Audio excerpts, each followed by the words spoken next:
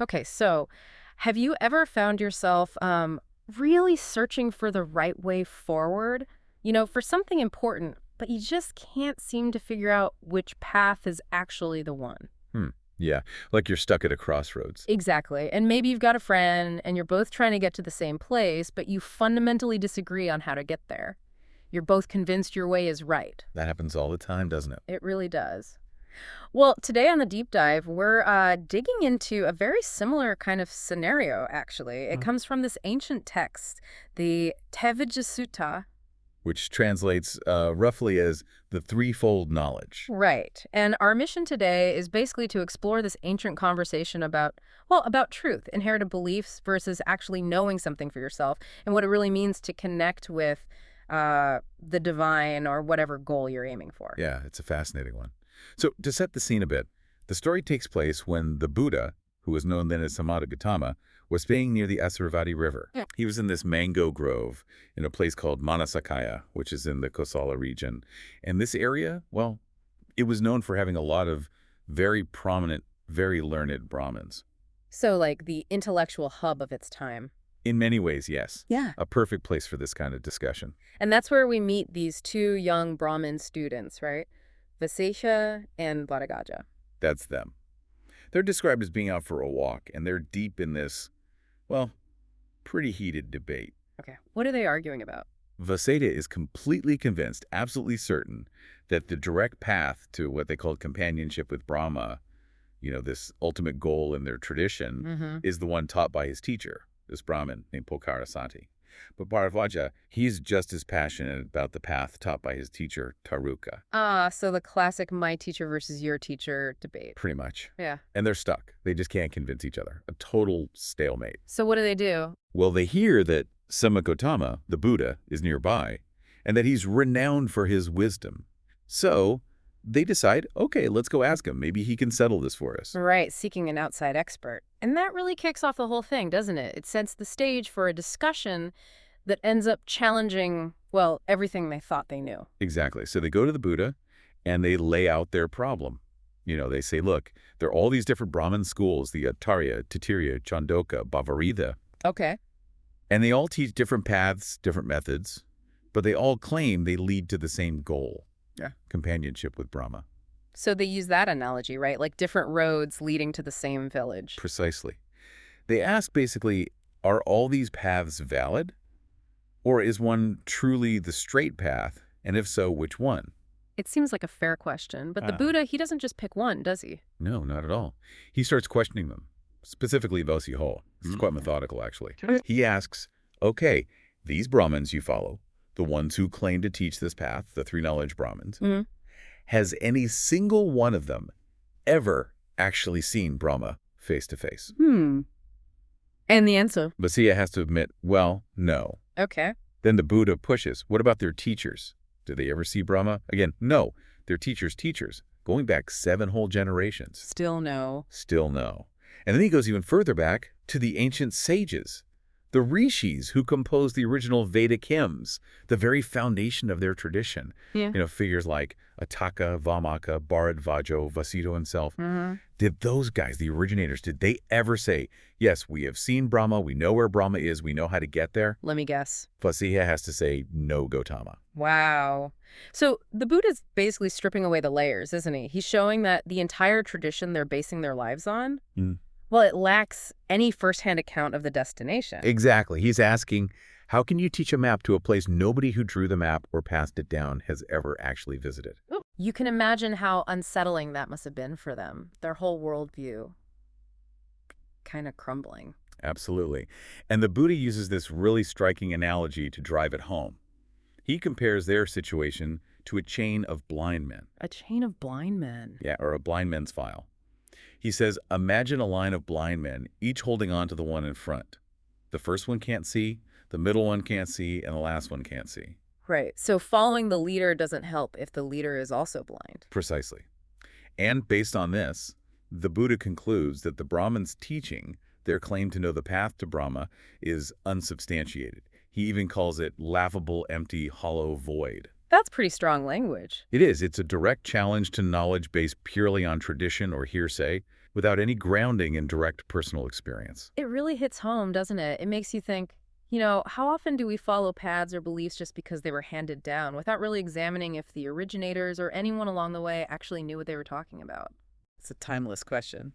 And he doesn't stop there. He uses another comparison involving the sun and moon. Oh, yeah.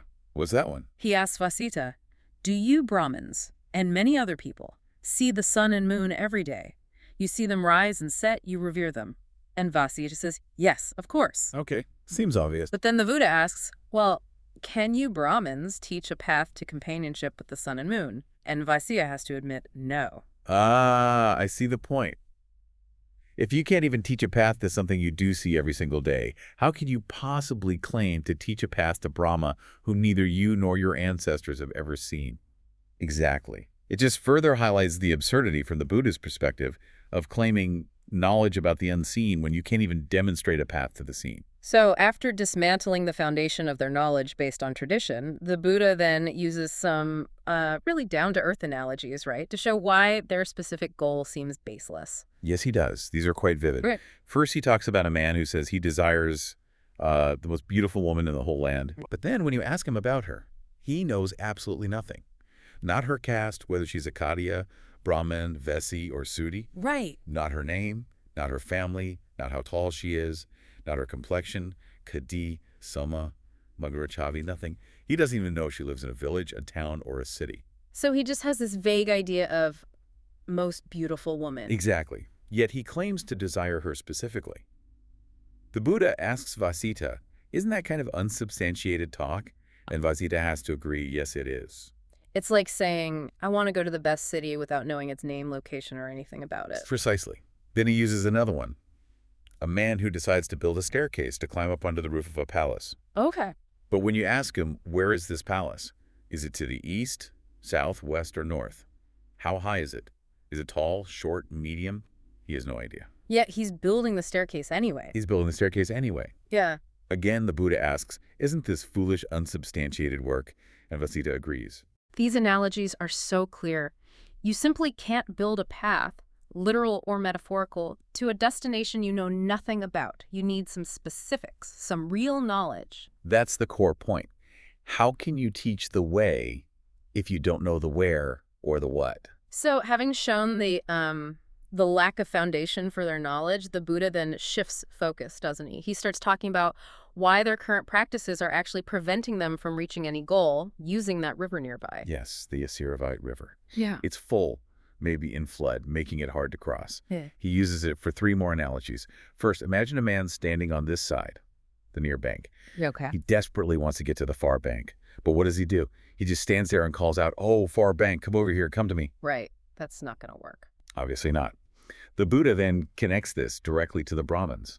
He says they often abandon the qualities that would make them like Brahma, the virtues, and instead they adopt qualities that are unlike Brahma. Yet they stand there invoking deities. Indra, Soma, Varucha, Isana, Prachapati, Brahma himself, Mahinda, just calling out to them. The Buddha says, just like calling the riverbank, merely invoking these names won't get them across, won't lead them to companionship with Brahma. So prayer or invocation alone isn't enough if your actual qualities and actions aren't aligned. That's the point. Then the second river analogy. Yeah. Same river, same man wanted to cross. But this time he's lying on the near bank, tightly bound, hand and foot, with a strong rope. Oh dear. Well, he's definitely not crossing. No chance. The Buddha explains that, in spiritual terms, the 5 sense pleasures, things we see, hear, smell, taste, touch, that we find agreeable, act like these ropes. They're snares, bonds. So being attached to worldly pleasures ties you down. Yes. He says the Brahmins are fettered, infatuated, deeply engrossed in these pleasures. They're blind to the danger and the limitation they impose. If you're bound by sensual desire, you simply cannot reach a state like Brahma, which is understood to be beyond such things. That makes sense. What's the third river analogy? Third one. Same man, same river, still wants to cross. But this time, he's lying down on the near bank, completely covered up, head to toe, maybe with a cloak or blanket. So he can't see, can't move effectively. Right. He can't see the far bank, can't see the path, can't really act.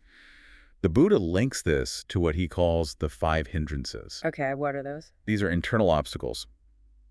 Sensual desire, which we just mentioned, Ill will or aversion, sloth and torpor, like laziness or mental dullness, restlessness and remorse, Yeah. an agitated mind, and skeptical doubt, uncertainty that paralyzes action. Ah, so these are like mental blindfolds or weights. Exactly. The Buddha calls them obstructions, entanglements. He says the Brahmins are covered, enveloped, embraced, surrounded by these hindrances. And being covered like that, they just can't see the way or make the journey to Brahma. Wow. Those three river analogies are incredibly powerful. It's not just about knowing the path, it's about being able to walk it. You can't just wish your way across if you're actively calling the bank, tied up, or completely covered. Precisely. Your actions and your internal state have to be conducive to the journey. So then the Buddha makes a really direct comparison, doesn't he, between Brahma and the Brahmins themselves. Yes, he lays it out very clearly. He asks Vasettha about the qualities attributed to Brahma by the Brahmin elders. And they agree Brahma is described as being without possessions, without ill will, without harming, undefiled, and having mastery over himself. Okay, those sound like pretty lofty, pure qualities. They are. But then the Buddha asks Vasettha to consider the actual Tevijja Brahmins, the ones teaching the path. Are they without possessions? No, they have wealth and families. Are they without ill will? No, they experience anger and resentment, without harming, defiled, master of themselves. The implication is, no, they are. The implication is a stark contrast. The Buddha points out, these Brahmins are with possessions, with ill will, with harming. They're defiled by various mental states, and they are not masters of themselves, being swayed by desires and emotions. So if Brahma is like that, and you are like this, almost the opposite, how can you possibly expect to achieve companionship? That's exactly the Buddha's point. The qualities are completely incompatible. He concludes quite bluntly that given this mismatch, their path is essentially a desert, a wilderness, a misfortune. It's simply not going to lead where they think it does. It's like trying to mix oil and water. The fundamental natures just don't align. A very good way to put it. So after all this, I mean, Vasettha's entire framework has been systematically taken apart by this calm, logical questioning. What his reaction? Well, Vasettha, rather than getting defensive, seems genuinely impressed and perhaps humbled.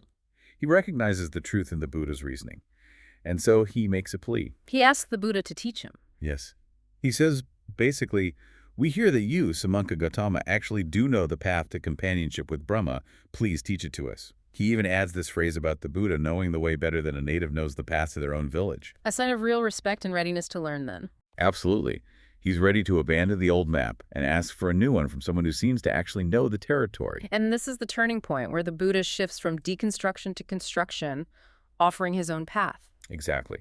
This is where he lays out his alternative. And it's not based on invoking unseen beings or following ancient rituals blindly. It's about internal cultivation. Okay, so what does that involve? He explains that a practitioner, he uses the example of a monk, but it applies more broadly, starts by cultivating virtue, living ethically. Then, crucially, they work on abandoning those 5 hindrances we talked about: desire, ill will, laziness, restlessness, doubt. Getting rid of the things that cover you up or tie you down. Precisely. And as these hindrances fade, the mind naturally experiences joy, then a deeper sense of rapture or bliss, then tranquility and calm, leading to strong concentration or mental unification. So clearing the internal obstacles allows positive states to arise. Yes, and from that foundation of concentration and purity, the practitioner then cultivates what are called the 4 Brahma Viharas, the divine abodes or boundless states. This, the Buddha says, is the path to Brahma companionship. Okay, so what are these 4 states? First is metta, which is usually translated as loving kindness, but it's more than just affection. It's actively cultivating a mind filled with boundless, non-discriminating goodwill, extending it in all directions: east, west, north, south, above, below, to all beings without exception. Vast, immeasurable, free from hostility or ill will. Wow, that sounds huge. It is. He uses the analogy of a powerful trumpeter, like someone blowing a conch shell whose sound effortlessly reaches everywhere. Metta should pervade the world like that. Okay, what's the second one? Second is karut, or compassion. It's cultivated in the same way, pervading all directions, all beings, with a vast, immeasurable feeling of concern for their suffering, wishing for them to be free from it. So active empathy and care. Yes. Third is mudita, often called sympathetic joy or appreciative joy. This is cultivating boundless joy in the happiness, success, and good fortune of others without any envy or resentment. Again, pervading everywhere. That one can be tricky sometimes, but I see the value.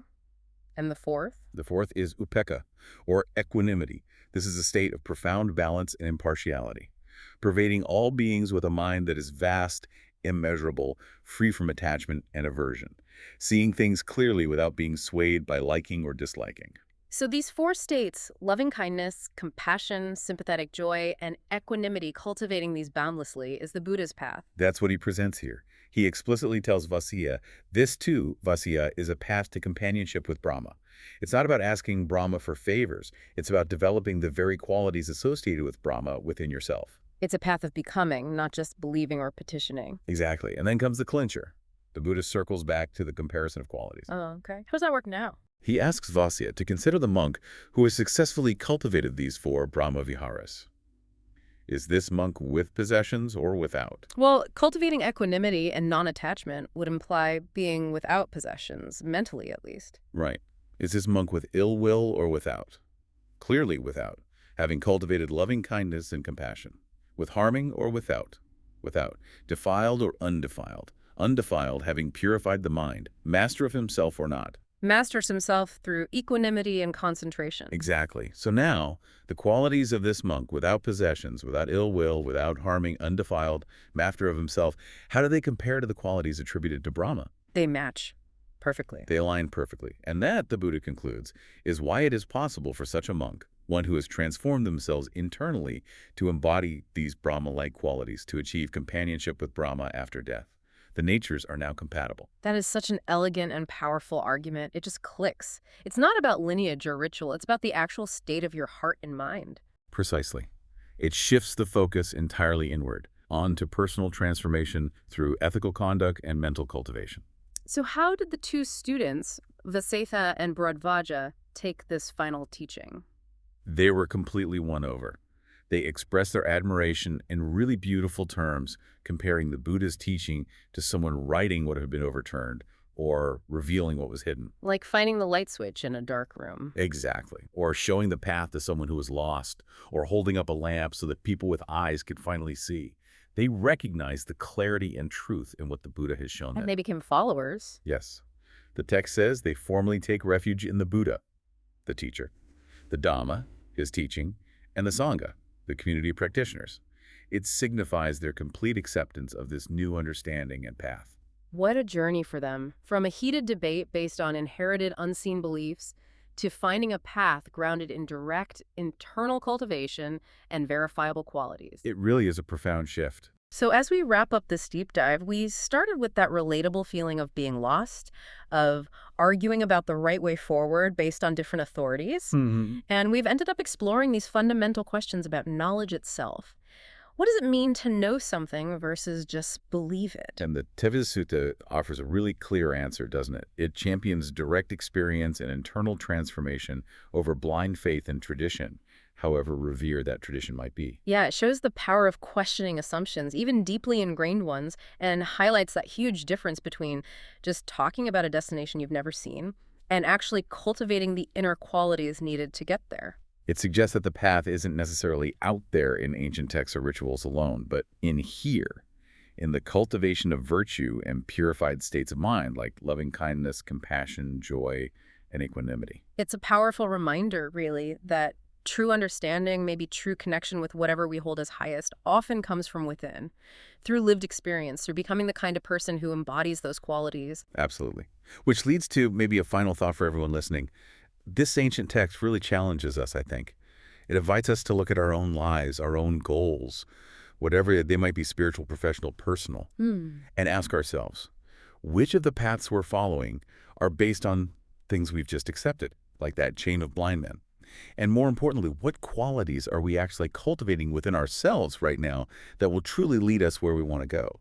Are we calling the far bank, or are we untying the ropes and clearing our vision?